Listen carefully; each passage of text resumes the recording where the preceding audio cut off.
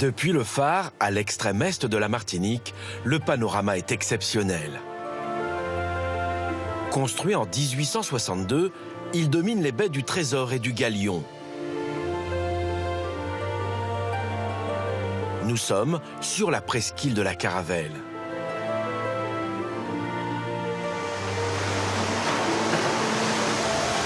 Entre océan Atlantique et mer Caraïbe, la Martinique baigne dans des eaux bleues turquoises, un petit paradis tropical. Mais une terre d'une grande fragilité au point d'être soumise sur tout le territoire à un plan de prévention des risques naturels. Cyclone, tempête tropicale, la côte est vulnérable. Il est tellement proche, on a peur que le mur s'affaisse. Si le mur s'affaisse, eh ben, c'est tout ce petit bijou qui va disparaître. Sur l'île, pas un espace qui ne soit épargné par un fléau ou un autre. On a l'érosion, on a le chlordécone, maintenant on a la sargasse. Qu'est-ce qui nous arrive encore? Une crainte légitime. Ici, l'histoire rappelle que la nature peut être d'une rare violence. En 1902, le volcan de la Montagne Pelée a fait des milliers de victimes. Il peut encore se réveiller, mais ce sont ses flancs qui présentent un danger désormais. Des lares, des coulées de boue qui peuvent détruire une partie de la commune du Prêcheur. Avant, j'avais peur, mais pas maintenant. Pourquoi? Je me suis habituée avec l'art.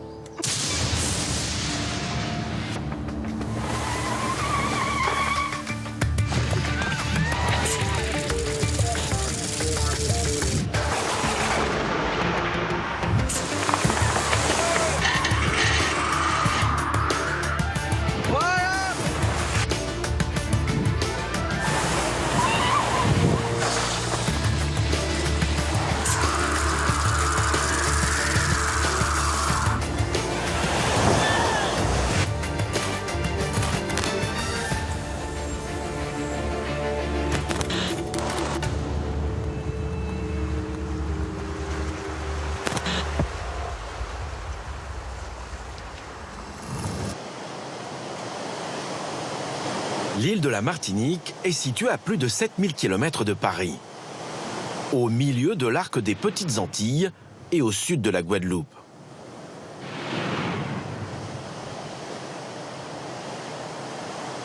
Notre voyage commence sur les contreforts de la Montagne Pelée.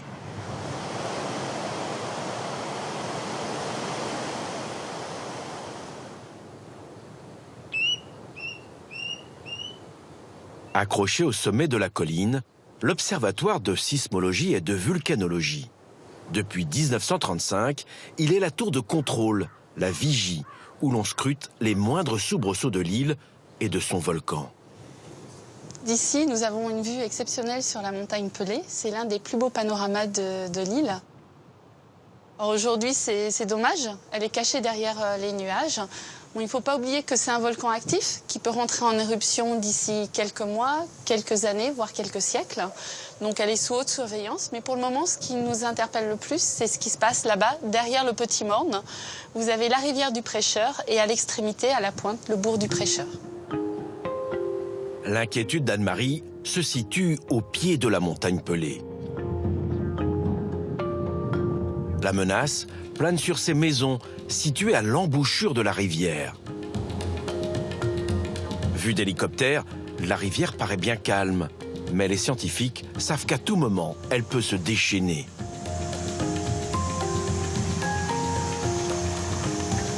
Pour comprendre, il faut s'aventurer plus haut, dans une zone où seules les personnes autorisées peuvent se rendre et à condition que la météo le permette. T'as vu, c'est bluffant de voir ces dépôts. Ce qu'il faut savoir, c'est que depuis le mois de janvier, c'est un peu plus de 5 millions de mètres cubes de matériel qui sont tombés de la falaise. Un mètre cube, c'est la taille d'un petit frigidaire. Donc imaginez 5 millions de petits frigidaires qui se sont accumulés en pied de falaise et ont été entraînés par les écoulements successifs. La montagne est fragile et très instable. Le danger, omniprésent.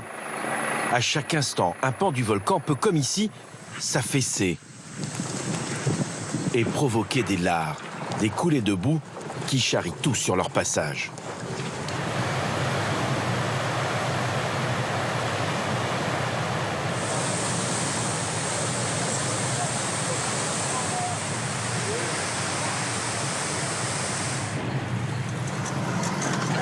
Avant d'aller sur le terrain, les équipes de l'observatoire doivent scruter le ciel, écouter les bruits de la rivière et les grondements de la montagne. Au moindre bruit suspect, ils n'ont pas d'autre choix que d'interrompre leurs travaux et se mettre à l'abri. Jean-Gilles est de toutes les sorties.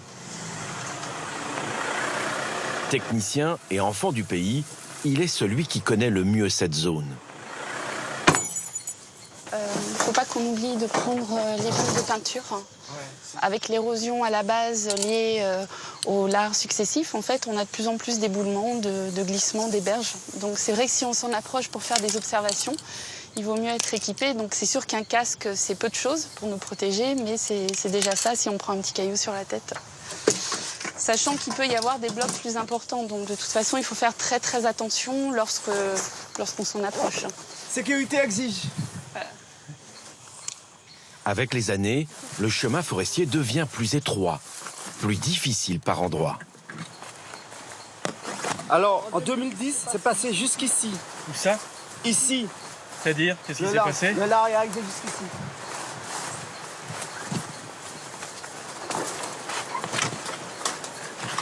L'eau, elle est encore bien boueuse, en fait, elle est marron. C'est vraiment bien rempli. Ici, un lard, c'est un peu l'autoroute, quoi. Il faut passer vite, parce que ça s'éboule. Ça s'éboule et on voit qu'il y a un éboulement récent. Donc c'est vrai qu'il ne faut pas stagner à cet endroit. Depuis plus d'un siècle, les lares ont déjà provoqué la mort de plus de 500 personnes. Donc voilà d'où on a pris les photos la dernière fois. Ah ouais? Donc je vais faire une petite vidéo. Ouais. Malgré les risques, ces relevés sur le terrain sont essentiels pour prévenir d'une catastrophe. Je pense que ce serait bien de les taguer, parce que quand l'hélicoptère passera lors du retour de mission, ils peuvent voir s'ils ont évolué. Si nous venons aussi régulièrement dans la rivière, en fait, c'est pour évaluer son état, évaluer l'état des dépôts, voir en fait comment ces blocs se déplacent pour mieux estimer les risques et transmettre l'information aux autorités qui vont prendre les décisions adéquates pour la protection des populations. Tout au long de la rivière, l'observatoire a installé des capteurs, des micros qui enregistrent en permanence tous les sons de la rivière. Tous ces amas de rochers, là, ils peuvent aller sur le village? Ils finiront par arriver au village. Quoi qu'il arrive? Quoi qu'il arrive.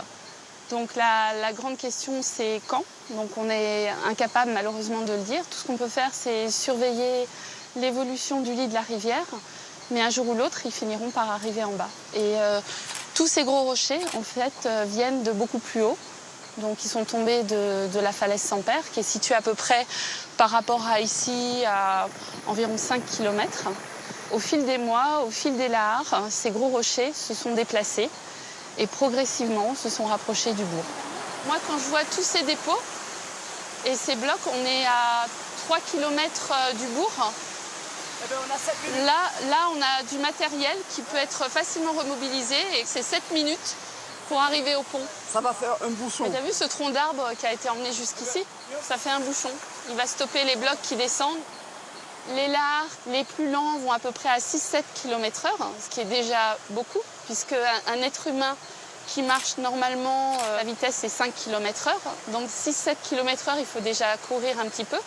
Et les lares les plus rapides qui ont été observées dans cette rivière étaient à 20 km/h.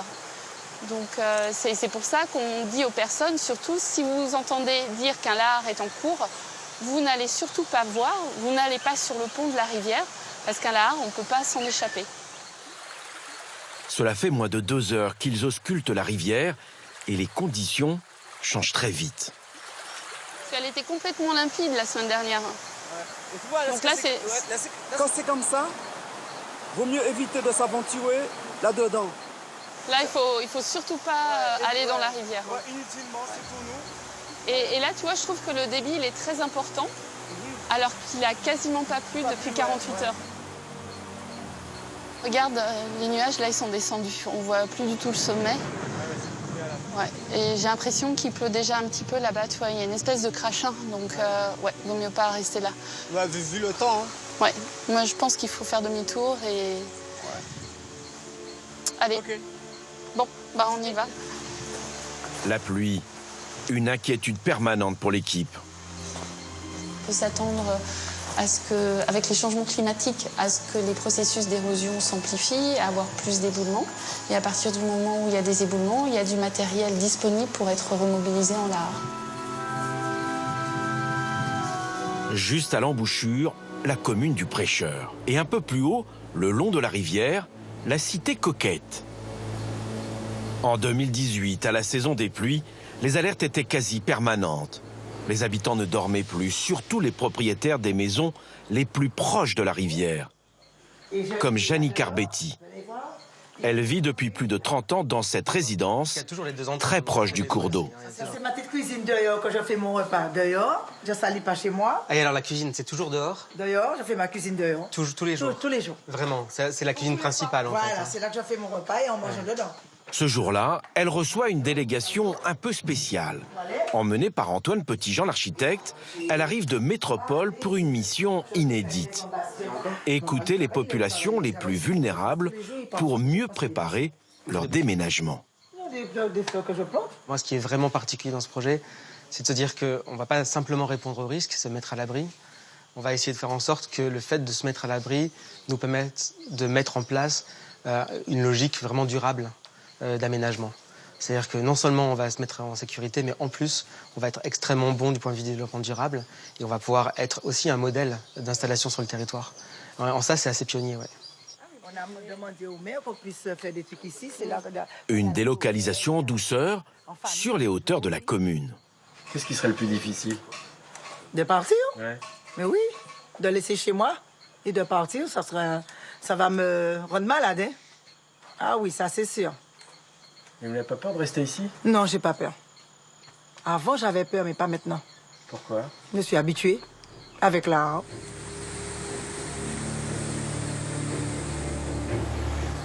Mais la rivière, le monstre comme elle l'appelle, est à quelques mètres seulement.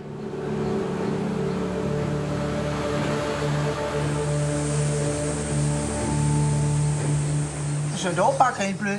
Ah oui, donc c'est quand même ça, c'est quand même un peu de stress quand même. Le stress, mais ça va. on vit avec. Et qu'est-ce qui a changé alors? Quand est-ce que vous avez... Parce que j'ai vu pas mal de psychologues. Ouais. Et puis ça a été. Les psychologues de SOS Crise ou Voilà, SOS ouais. Crise, voilà. Et ça vous a aidé de... Oui, ça m'a aidé, Mais d'où sort tout ça de terre? Bah de la montagne, vous avez vu la ça ne finit pas. Là, avant il faut que ça finisse, qu'un jour ça cesse, hein. Et pourquoi on ne peut pas couper sur la montagne? On peut rester tranquille chez nous. Avec une grosse bombe. Mais oui, il faut péter. À mon avis, la montagne est plus forte. Hein. Mais oui, hein. Ouais. Merci beaucoup. Hein. Ça va, c'est bon, j'ai bien répondu. C'était super. Merci. Chaque jour ou presque, les bulldozers raclent la rivière. Un travail de Sisyphe sans cesse renouvelé. L'État et la collectivité investissent 5 millions d'euros dans des travaux d'entretien. Digues, enrochements, des solutions à court terme. D'où ce plan de relocalisation de 50% de la population, soit près de 700 personnes.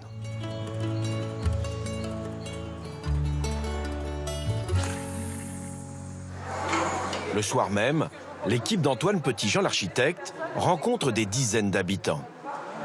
Si vous aviez une baguette magique, si vous aviez des pourvoirs surnaturels, qu'est-ce que vous feriez en premier au Prêcheur?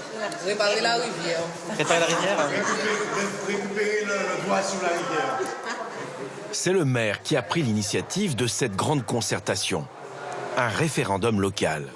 On ne conçoit pas un aménagement, on ne conçoit pas une stratégie importante qui est très liée à la vie des gens, à leur existence même, sans que les gens aient voix au chapitre, sans qu'ils donnent leur point de vue, sans qu'ils fassent part de leur vision justement de cet aménagement. En 1930, après plusieurs éruptions, les habitants avaient décidé par référendum de rester vivre au Prêcheur. Oui, mais... Dans les familles, il y a le bon comme le mauvais. Mais oui. Mais les risques demeurent, surtout pour les 150 enfants dont l'école doit être encore déplacée. L'ancienne avait été fermée en 2012. L'établissement provisoire, lui, reste trop proche de la rivière.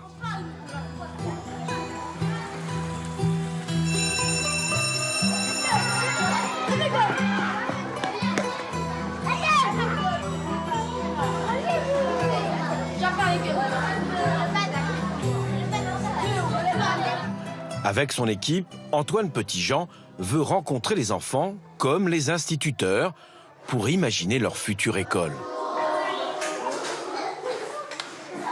Bonjour, je m'appelle Mélodie et je suis ethnologue. Bonjour, je m'appelle Laure et je suis paysagiste. Bonjour les enfants, je m'appelle Antoine et je suis architecte. Nous, on est là pour essayer de comprendre un peu comment est-ce que c'est de vivre prêcheur quand on a votre âge. Donc, vous avez des posters comme ça où il va falloir inscrire votre nom. Et ensuite, on aura différents exercices pour pouvoir comprendre ce que c'est pour vous, votre maison, ce que c'est pour vous, l'école, et ce que c'est pour vous, le prêcheur. Est-ce que c'est clair? Oui. Pour l'institutrice, impossible d'oublier l'année 2018. À plusieurs reprises, elle a dû évacuer dans l'urgence tous ses élèves. Quand il y a des annonces au parleur, ça arrive. S'il y a des fortes pluies pendant plusieurs jours, qu'il y a des annonces, on sent que les enfants sont stressés, les habitants sont stressés. Il y a eu même un petit suivi psychologique l'année dernière parce qu'il y a eu beaucoup d'alertes, il y a eu beaucoup d'évacuations de l'école. Mais c'est vraiment très présent dans leur tête. Parmi vous, qui ne se sent pas rassuré, qui a peur par rapport aux larves? Vous levez juste le doigt. Qui a peur des larves, qui n'est pas rassuré? Dites-le franchement, Bethany. Peu de mains levées, mais quand on interroge les enfants, les langues se délient un peu. Les autres, vous n'avez pas peur du tout? Non. Même si j'étais là, moi j'ai pas peur. Ah, ça me fait peur parce que comme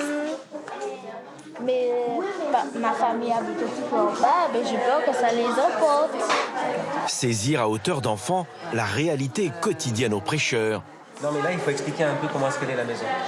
Imaginer des lendemains sans crainte, c'est l'objectif. Et tout commence avec la reconstruction de l'école. C'est l'enjeu prioritaire. L'école, ça va être un moment très important pour commencer à réorganiser un peu tout le bourg et tout le prêcheur et aussi certains logements pour réorganiser tout ça et se mettre tous en sécurité. L'avantage, c'est que... Le prêcheur et sa population sont comme pris en étau. D'un côté la rivière, de l'autre la mer.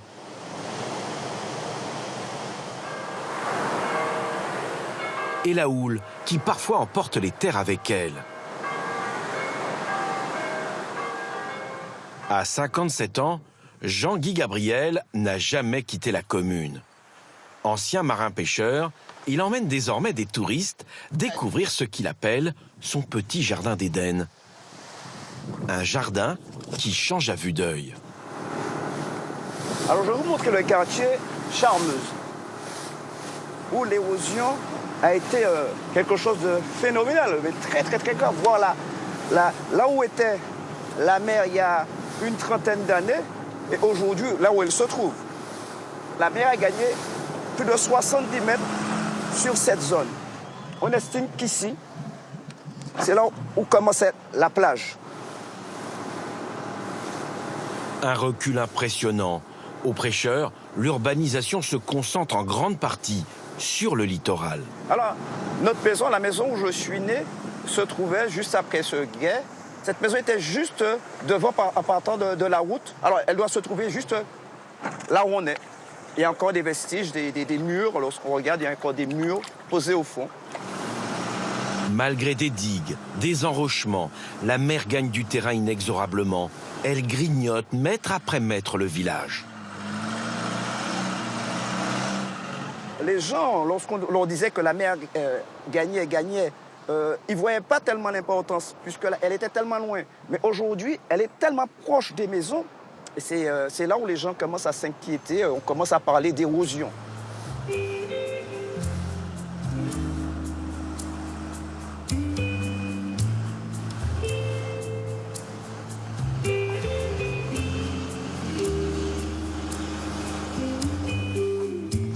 Raz-de-marée ou le cyclonique, Jean-Guy se souvient de chaque épisode violent qui ont consumé la plage et les maisons de ses voisins. Toutes les maisons qui se trouvaient, je dirais, sur la rive gauche, côté mer, eh bien, ont pratiquement disparu. L'une des dernières maisons à avoir disparu, ça a été la maison du gardien du phare. Il s'appelait Monsieur Rome. Mais bon, le cyclone a eu raison de cette maison. C'était une maison baromètre sur la force des vagues de la mer, quoi. D'autres cyclones, d'autres dégâts. Et à chaque fois, la façade maritime du prêcheur se fissure. Seuls les décombres rappellent la puissance des éléments. La maison là aussi a été abandonnée, belle petite maison, mais elle a été abandonnée. Jusque-là, on a encore des séquelles de la houle. Belle maison comme ça. Mais on n'est pas à l'abri. Les anciens propriétaires ont soit quitté la commune, soit trouvé un terrain sur les hauteurs. Jean-Guy, lui, fait de la résistance. Allez, voilà, on est chez moi. Je vais vous montrer que j'habite juste au pied de la mer.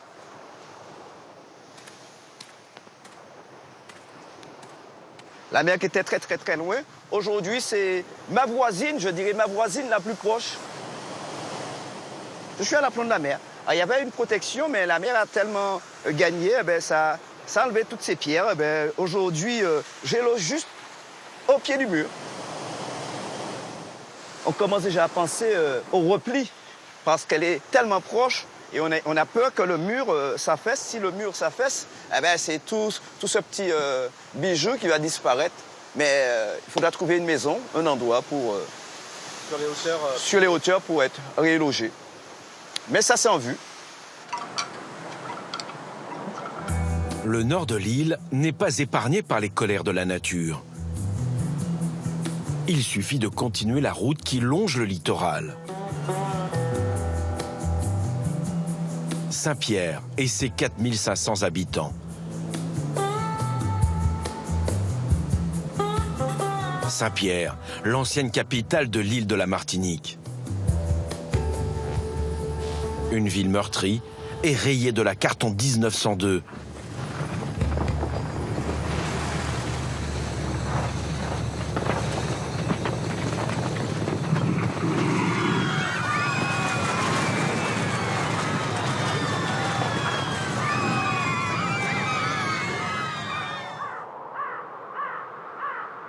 L'éruption volcanique fait près de 30 000 morts. 2 survivants seulement. Aujourd'hui, Saint-Pierre garde les stigmates de ce drame.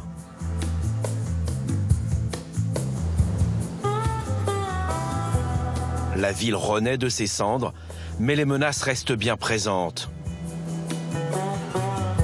Il suffit, là encore, d'emprunter la route qui mène au Carbet.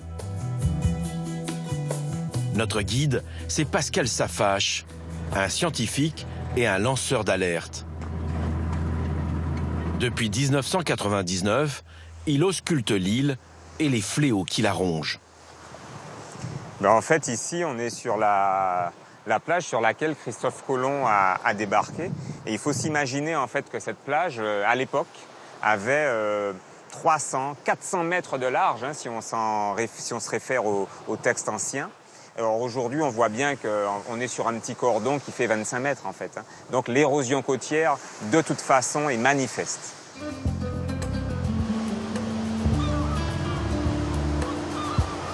« 25 mètres aujourd'hui et combien demain ?» Pour les habitants du Carbet, l'avancée de la mer remet en question une pêche ancestrale, la seine.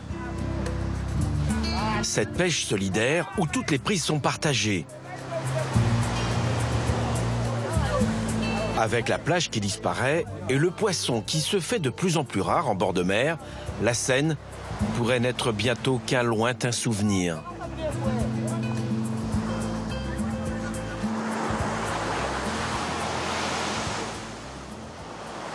Comme la route littorale, sorte de cordon ombilical qui relie les communes et les familles.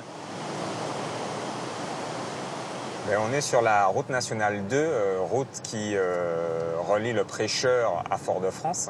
Et c'est l'unique route côtière qui dessert justement les communes de Saint-Pierre et du Prêcheur. Donc en clair, cette route elle est essentielle parce que si elle disparaît, vous avez 2 communes qui potentiellement pourraient ne plus être reliées au reste de la Martinique. Coupé du monde. Comme lors du passage du cyclone Léni en 1999 ou Dean en 2007. Les dégâts sont considérables sur la départementale numéro 10 ainsi que sur la nationale 2. Pascal Safache nous emmène ici sur la portion la plus fragile du tracé. La route, elle est en fait coincée entre 2 éléments, la mer et la falaise. Donc entre les deux, il faut essayer de jongler et trouver la bonne solution. La bonne solution pour l'instant, celle qui a été retenue en tout cas, c'est l'enrochement, de façon à stabiliser véritablement la structure. Mais on voit bien que ça ne durera pas très longtemps. On ne pourra pas indéfiniment recharger ces enrochements. Donc à terme, il faudra trouver des solutions. Et pour l'instant, il y a que 2 solutions qui se présentent. Soit faire passer la route à l'intérieur des terres, mais avec toutes les contraintes que cela peut avoir en milieu volcanique, ou alors imaginer un transport un peu comme à La Réunion. La route sur l'île de La Réunion, la voici. Construite au-dessus de l'eau, elle longe le littoral. C'est la route la plus chère au monde. En Martinique, un tel projet n'est pas à l'étude. Non, on n'a pas envisagé ce type de plan B. Il n'y a pas d'urgence, je dirais, pour les 15 ans à venir, les 20 ans à venir. Par contre, ce qu'on essaie plutôt, c'est de renforcer donc, les protections existantes actuellement sur cet axe, je dirais, littoral. Mettre en place aussi des protections pertinentes au niveau des falaises. On est plutôt dans cette démarche actuellement. Mais jusqu'à quand ? Certains experts s'inquiètent déjà d'un cyclone qui pourrait ravager la Martinique. À Météo France, les ingénieurs modélisent les scénarios possibles. Et le pire est envisagé. Alors, on a ici la Martinique. Et là, vous voyez notre modélisation de l'ouragan qui passe sur le nord, la moitié nord de la Martinique, et on voit toutes ses conséquences en termes notamment de vagues, de submersion marine. On fait ça pour 2 raisons principales. D'abord, connaître mieux le risque lié aux ouragans à une échelle très fine. Pour chaque baie, pour chaque côte, il faut qu'on sache quelles peuvent être les conséquences. À un moment donné, il faut qu'on sache répondre à la question « qui doit-on évacuer et quand ?» C'est vraiment l'objectif. L'objectif, c'est pas de rester sur de la prévision uniquement météorologique, c'est de croiser toutes les informations, enjeux, vulnérabilités, et au final d'avoir une vraie aide à la décision pour sauver des vies. En septembre 2017, la Martinique passe tout près d'un drame. Le cœur du cyclone Maria, que l'on voit ici en bleu, passe à seulement 40 km au nord de l'île. 3 semaines plus tôt, elle avait déjà échappé à Irma, un autre cyclone de catégorie 5.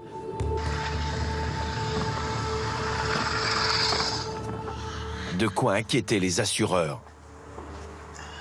Irma, Maria, c'est les événements les plus importants qu'on ait jamais connus sur les Antilles en intégrant les îles du Nord. C'est 2 milliards de sinistres, 2 milliards d'euros. Demain, on a un Irma qui touche la Martinique. Sur la même intensité, c'est un sinistre puissance 8. Donc c'est pas 2 milliards, c'est 16 qu'on aura ici. Et donc là, ça peut être absolument catastrophique. Aujourd'hui, les assurances tentent de convaincre tous les acteurs économiques de l'île que le risque est réel. Surtout ceux qui sont en première ligne en cas de cyclone. Sur la plage du Carbet, il y a les noms de tous les ouragans qui ont frappé les îles des Caraïbes. Il y a surtout des restaurateurs bien conscients du danger, comme Guy Ferdinand. What about you okay? Ah, petite langouste? Ça va? Clientèle locale ou touriste, son affaire est florissante. Une petite pause. Après, il faut faire les antennes, les machins, les pâtes et tout. Hein. On repasse sur un plateau. Donc ça, tu le transfères là. À l'année, il emploie une vingtaine de personnes. Bon, on va aller. C'est une belle affaire ici, hein? Ben, c'est pas mal, hein? Ça marche tout le temps? Oui, toute l'année. Toute l'année. Pas de répit? Non, 365 jours sur 365. On voit pourquoi ils ont mis les enfants en bord de mer. Tiens, on va avoir 2 noyés ce soir. On est 90 ce soir. Là, vous préparez quoi? Un petit mariage, donc on a de la plage. Une plage qui rétrécit d'année en année. La plage avait 12 mètres de plus. La plage arrivait au poteau là où est le ponton maintenant. Tu vois les poteaux du ponton qui étaient juste là-bas.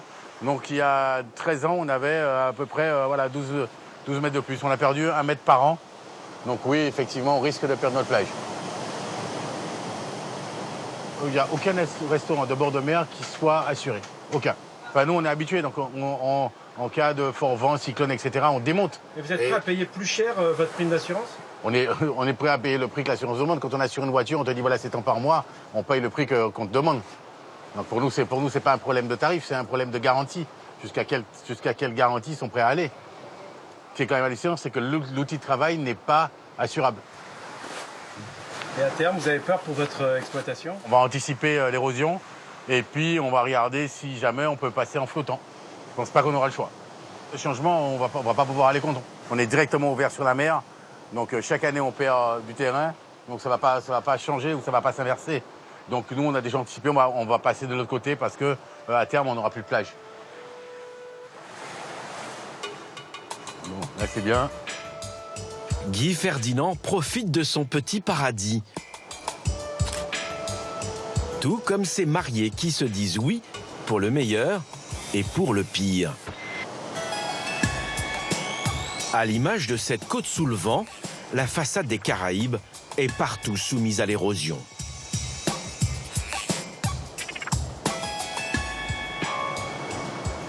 Nous partons plus au sud, dans l'un des hauts lieux du tourisme martiniquais.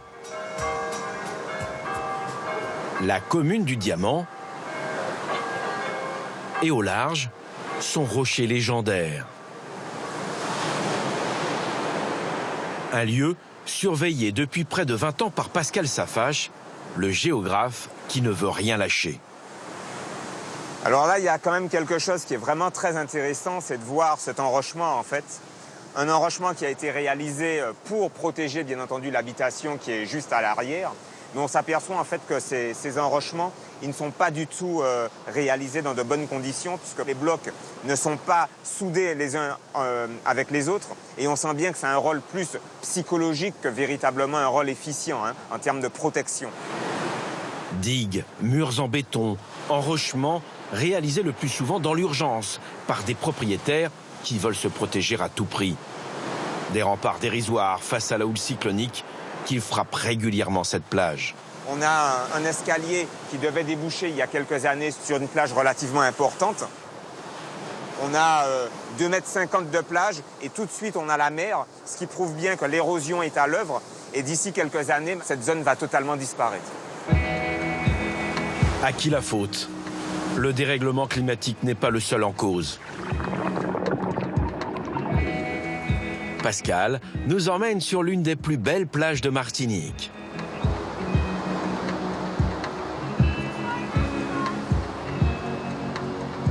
Nous sommes aux Salines, un décor de carte postale qui n'a rien de naturel. En fait, là, on est véritablement sur une plage, comme on peut le voir, paradisiaque. Du sable blanc, des cocotiers, une végétation vraiment verdoyante. Et puis, on a aussi une mer qui est bleu turquoise, en tout cas transparente. Et là, on s'aperçoit, en fait, si on regarde bien ce cocotier, qu'il est totalement penché. Petit à petit, la mer est en train de déchausser les cocotiers et qui vont tomber progressivement. Il faut savoir qu'au départ, lorsque les premiers colons arrivent, c'est pas du tout la végétation originelle. À l'époque, il y avait ce qu'on appelle des patates bord de mer. C'est une plante rase, comme une sorte d'herbacée, si vous voulez, mais qui stabilise le sable. Et pour faire tropical, pour satisfaire l'imaginaire des touristes, on a arraché cette plante et on a planté du cocotier. Malheureusement, le cocotier ne stabilise pas le sable. L'érosion s'est véritablement développée et on assiste à cette situation, c'est-à-dire que la plage est réduite à un mince cordon. Pour développer l'économie et l'île, la main de l'homme a façonné ces paysages, ajoutant ici et là des arbres et des plantes, détruisant plus loin la mangrove. Cet écosystème si important pour la survie des espèces et pour limiter l'érosion. De l'autre côté de la plage des Salines, il existe cette zone encore protégée de la prédation des hommes. Ces quelques hectares de palétuviers. La mangrove ici, elle est quand même relativement en bonne santé, puisqu'on voit bien qu'il y a quand même une biodiversité relativement importante, hein, tant végétale qu'animale. C'est un lieu de vie parce qu'on y retrouve une faune particulière. On voit bien donc tous ces crabes. Tout ça, c'est de la richesse, parce que bien évidemment, tous ces éléments, nous en avons besoin pour vivre. L'essentiel, donc j'ai envie de dire, des poissons, l'essentiel des crabes, l'essentiel des crustacés, etc., se reproduisent dans la mangrove. Donc si cette mangrove disparaît, ça veut dire que c'est une partie importante de la biodiversité locale qui disparaît. La richesse de cet écosystème n'est connue que depuis le début des années 60. Le géographe se refuse à blâmer les anciens qui ont bâti les grandes villes du territoire en gagnant sur la mangrove. Fort-de-France, le Lamentin, Ducos, Rivière-Salée, toutes ces communes qui ceinturent la baie de Fort-de-France ont été construites de toute façon à l'origine sur des mangroves. C'est-à-dire que l'on a remblayé des mangroves pour gagner de l'espace et donc pour que l'activité humaine et l'activité économique se développent, oui. Aujourd'hui, sur tout le territoire, il ne subsiste qu'à peine une vingtaine de kilomètres carrés de mangroves. Et demain, Pascal Safache dénonce l'appétit des promoteurs jamais rassasiés. Nous sommes ici, dans la baie de Génipa, à proximité de Fort-de-France. Un endroit, en effet, qui semble bien préservé quand on le regarde comme ça, avec une végétation quand même relativement puissante, des zones qui sont quand même marécageuses. Le seul problème, c'est qu'il suffit de se retourner et on est à quelques dizaines de mètres donc d'activité humaine. Là, on a des entrepôts et on sent bien que ces entrepôts progressent et gagnent du terrain sur cet espace qui est un espace naturel. Il y a vraiment un souci parce que la mangrove est en train de s'amenuiser petit à petit.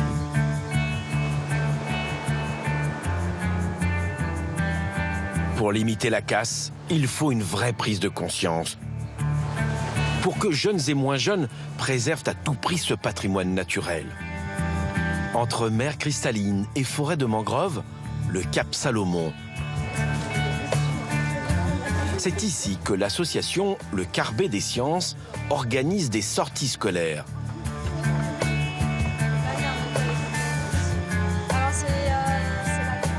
Parcours balisé sur terre, mais pas seulement. On va se rapprocher un petit peu, on va faire le petit briefing un petit peu plus loin.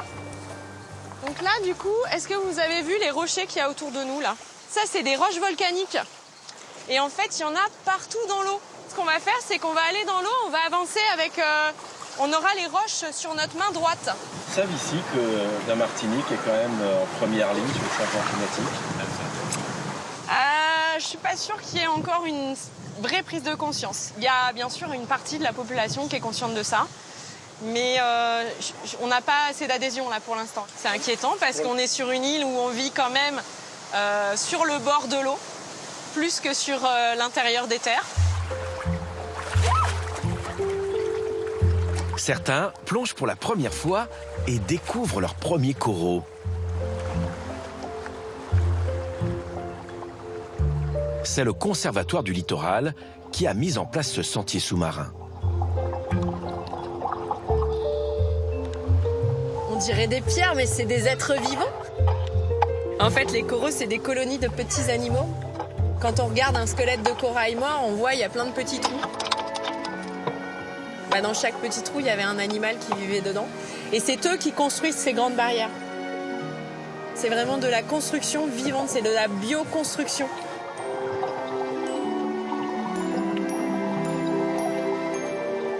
Alors la barrière de corail, elle sert à nous protéger des vagues, alors en cas de tsunami, mais aussi en cas de houle cyclonique.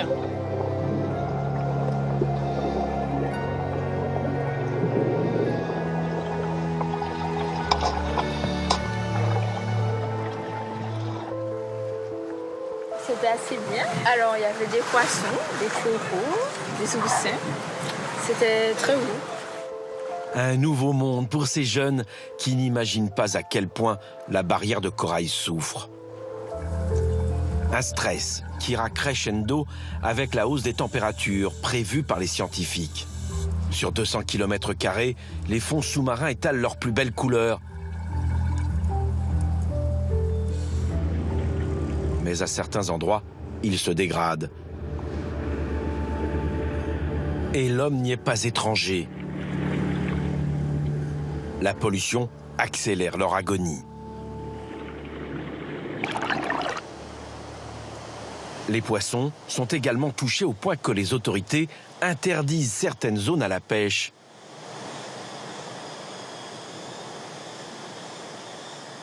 En ligne de mire, les pesticides utilisés dans l'agriculture ou le chlordécone déversé dans les bananes raies antillaises jusqu'en septembre 1993.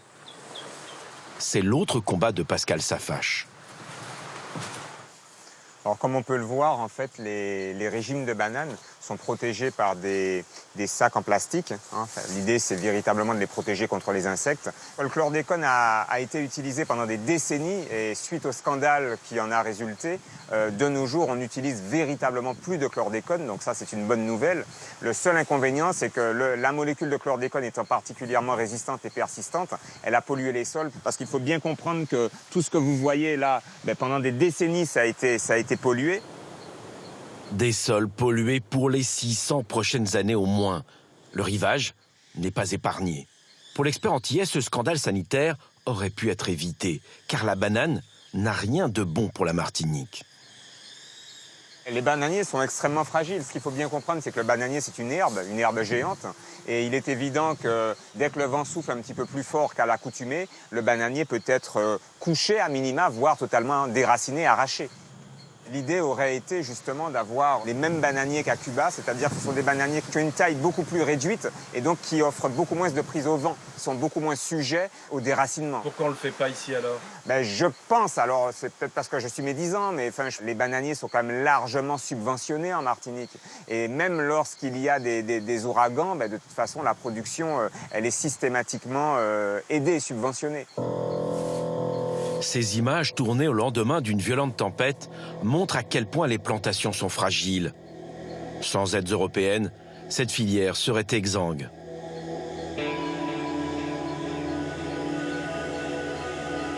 Malgré nos demandes, aucun producteur de bananes n'a accepté de répondre à nos questions.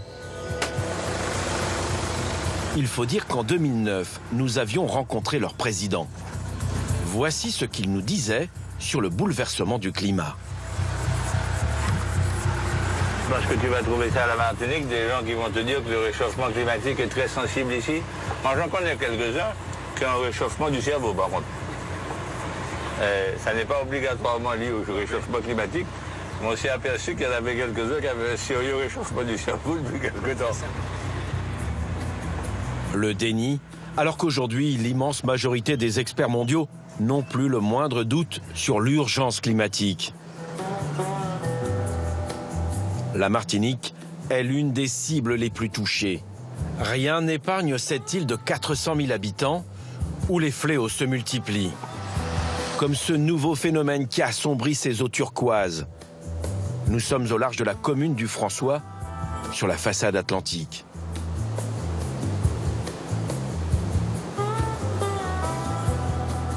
Ici, les sargasses s'invitent partout, surtout au fond des baies.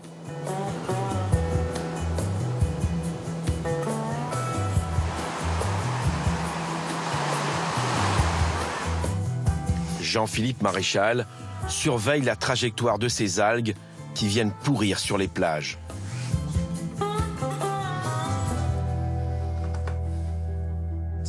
Alors c'est à partir de 2011, je vais vous montrer sur une carte. Donc on voit qu'avant 2011, on n'a pas de sargasses.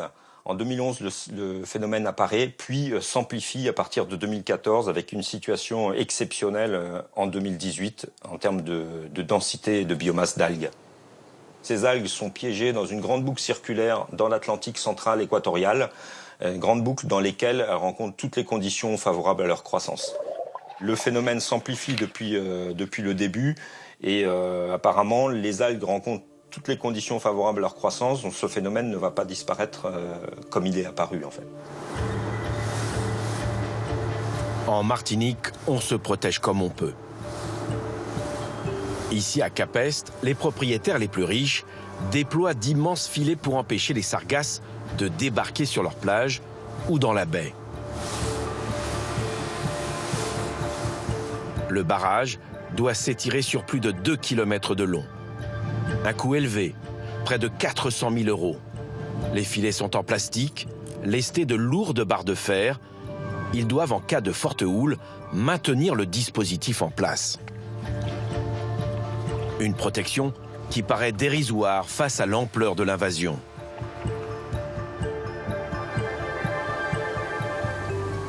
Partout, on cherche la parade la plus efficace contre ce fléau qui menace autant le tourisme que la pêche artisanale.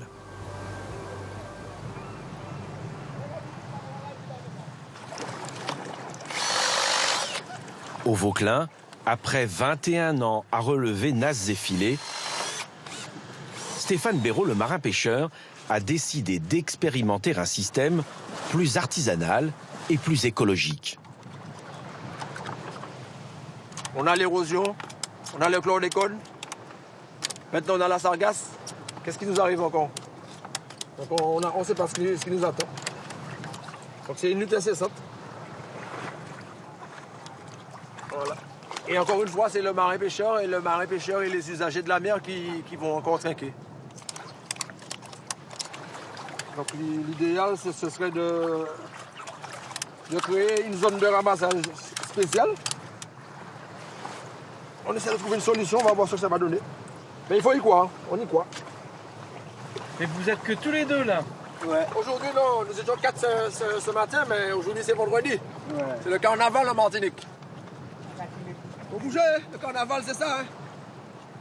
Vive la Martinique! Il y a un petit dicton qui dit la Martinique c'est un beau pays, mais le Vauclin est supérieur. D'accord, faites tourner. Yes.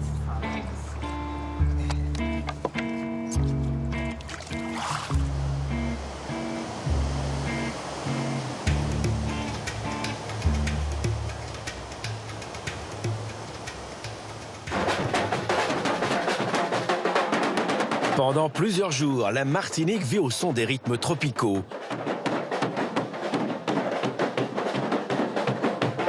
Un rituel où le principe est le vider, le lâcher prise en créole. Histoire pour tous d'oublier les tracas de la vie. Un moment essentiel pour tous les habitants.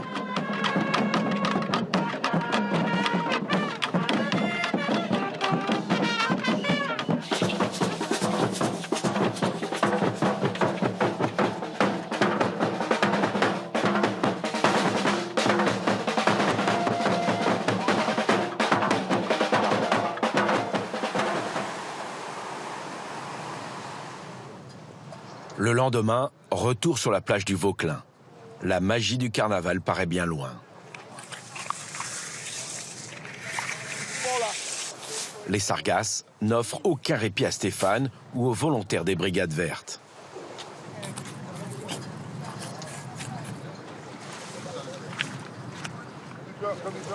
Des hommes et des femmes qui travaillent dans le cadre d'un chantier de réinsertion financé par la commune.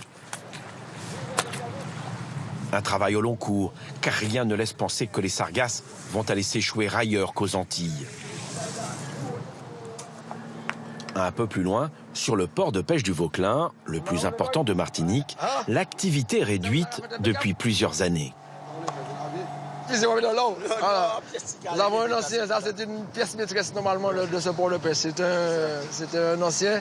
Maintenant, on ne peut pas travailler ici. La question de sargasse, tout ça encore qui nous embête encore, c'est tout un problème pour nous. Ça nous empêche de travailler. Ouais, pas vu le nombre de poissons morts qu'on a retrouvés à Cap-Chevalier, c'est ça, c'est juste. Oui, Cap-Chevalier, le réchauffement climatique, les embouchures se referment. Et il faut réagir, C'est pas une question d'argent, il faut qu'on réagisse. Sur les étals, les poissons se font plus rares. Voilà.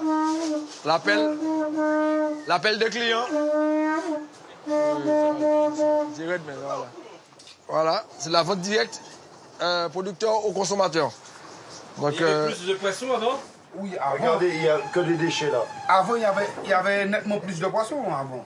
Il faut aller plus loin pour chercher du poisson. Les courants ont changé. Vous savez bien que le Gulf Stream a été transformé maintenant.